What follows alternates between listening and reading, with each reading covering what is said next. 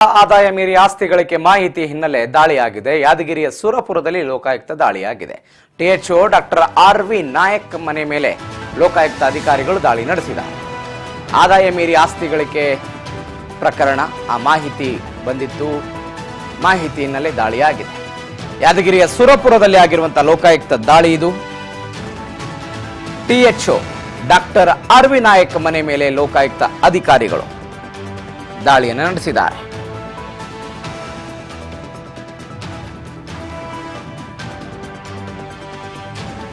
THO ಕಚೇರಿ, Aditya hotel, petrol bunk ಇಲ್ಲೆಲ್ಲ ದಾಳಿಯಾಗಿರೋದು. ಸುರಪುರದಲ್ಲಿ, ಯಾದಗಿರಿ ಜಿಲ್ಲೆಯ ಸುರಪುರ ಖಾಸಗಿ ಆಸ್ಪತ್ರೆ ಸೇರಿ 5 ಕಡೆ ಲೋಕಾಯುಕ್ತ ಅಧಿಕಾರಿಗಳು ದಾಳಿ ಮಾಡಿದ್ದಾರೆ.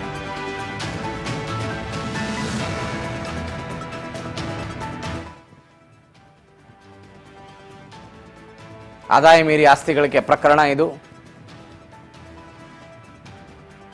Taluka health officer doctor RV. Nayak ಮನೆ ಮೇಲೆ ದಾಳಿಯಾಗಿರೋದು. ಟಿಎಚ್ಒ ಕಚೇರಿ, ಆದಿತ್ಯ ಹೋಟೆಲ್, ಪೆಟ್ರೋಲ್ ಬಂಕ್ ಮೇಲೆ ದಾಳಿ ಮಾಡಿದ್ದಾರೆ. ಖಾಸಗಿ ಆಸ್ಪತ್ರೆ ಕೂಡ ಇತ್ತಂತೆ.